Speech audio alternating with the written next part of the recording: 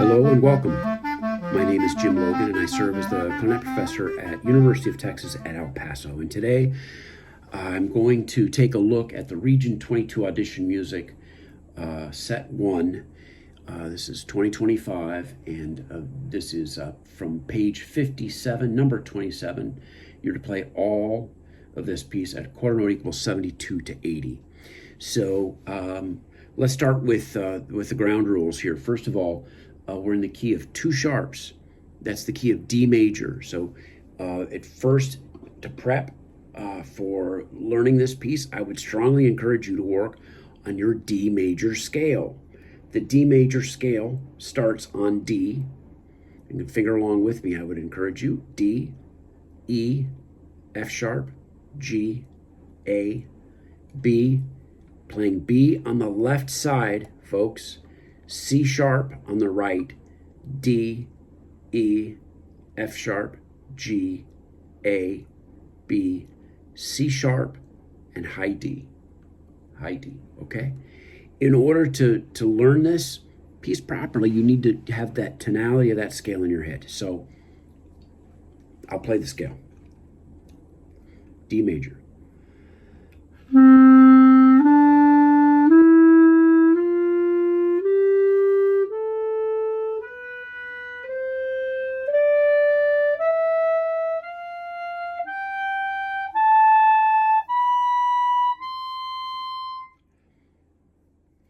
I would practice it ascending and descending, up and down. Okay, so in terms of practice techniques that I'm really very fond of and big on, I want you to take another look at another video I'm going to be putting out here very shortly about practice techniques, in which I will cover these techniques in much more depth. But I'm going to walk you through briefly using the first measure as an example of how I would encourage you to approach this. So initially we work on 4 for 1, meaning 4 notes for every 1 note.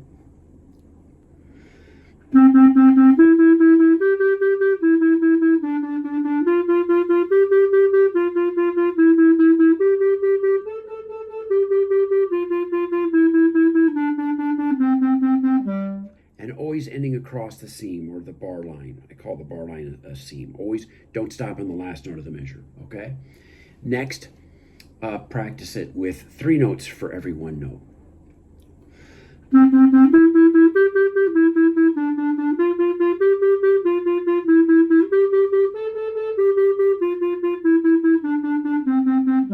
And then 2 notes for every 1 note.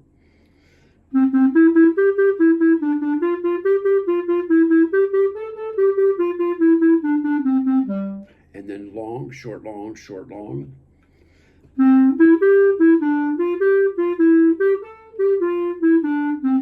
And reverse it, short, long, ready? Yeah.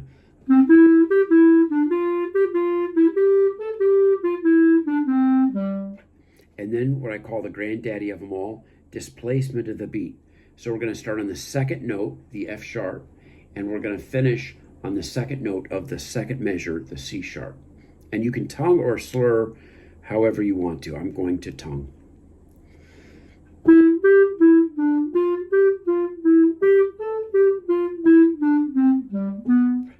And putting a little emphasis, you heard me putting emphasis on the second note of each of these groupings. Now we're going to start on the third note, which is now the A, the third piece, the third note in the piece, and then we're going to stop on the E, which is the third note of the second measure.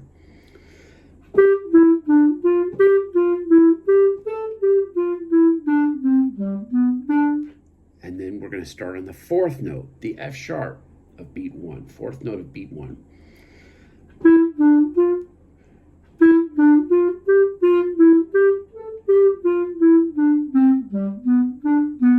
Yeah, it sounds a little weird. I had a double a second thought here to make sure I had the right notes, and it was right.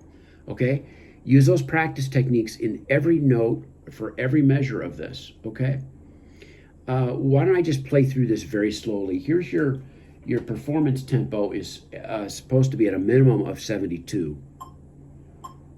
All right, but you shouldn't be practicing it that quick out of the gate. And I do encourage you to use metronome most of the time, not all of the time, because I don't. If you do it all the time, I'm afraid you'll become completely dependent on the metronome.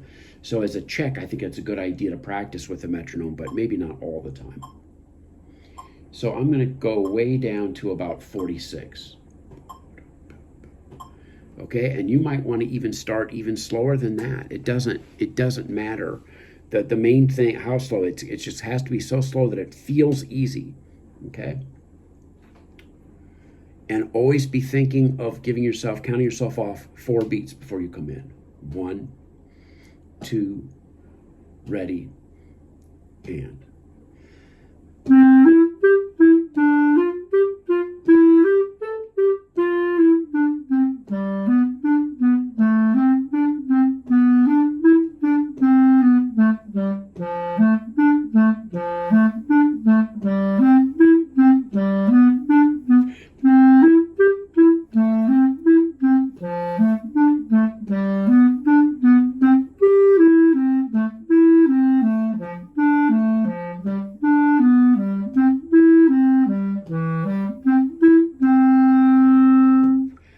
So that takes us down through measure 6.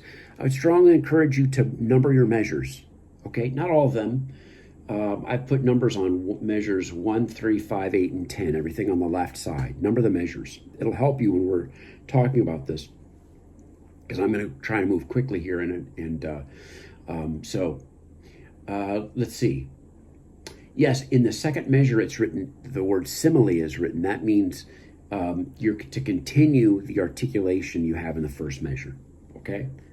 The first measure is slur 2, tongue 2. You do that throughout until you get to measure 5, okay? And then you have some different articulations written there. A couple of things to think of here to help you get to the next level.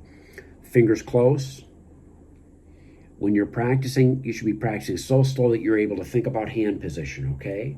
Make sure that the hand is in a curve, the fingers are in a curved C. I can't do that this way, okay? Okay, not pencil fingers, not the death grip, not collapsed wrist, okay? A nice relaxed C, okay? Another practice technique, practice everything all slurred. Practice everything all slurred. Why is that a benefit? Because when you practice things all slurred, you're more apt to be thinking about air, pushing the air through. When we all, myself included, articulate, sometimes we tend to lock up or stop the air. And so practicing it all slurred would be very wise to increase, reassess, to rethink what we're doing with our air. So I'm going to play the first couple of measures here, all slurred. And I'm thinking of 4 beats before. 1, 2, ready, and.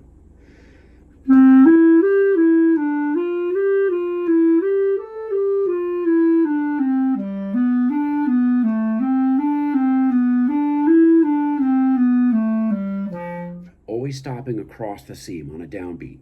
Okay, so we practice it all slurred. Now practice it all tongued.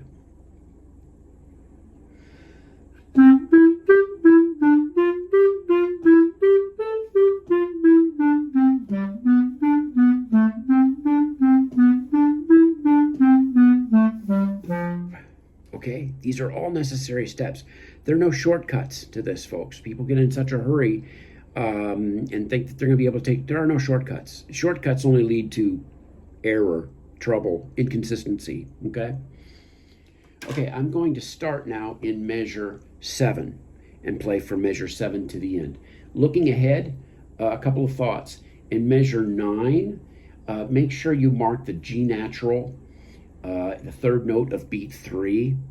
Okay, we have a G sharp at the beginning in beat 1, and then we have G natural, so make sure it remains G natural in beat 3 of measure 9.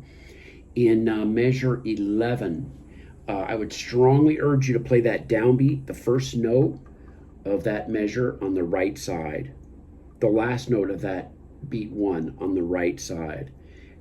Downbeat of beat 2 is a G, and then play B on the right side Okay, then we have some consistency there. Beginning of that measure, it's going to be F sharp on the right, A, F sharp on the right, G, B on the right. Okay, keeping that, making that adjustment from just playing things on the left side, which is what you were taught as a beginner. It's time, folks, to move that ahead to the right side. Trust me, that will ultimately help you. So here we are, slow tempo from measure 7 to the end of this etude. 1, 2, ready, and.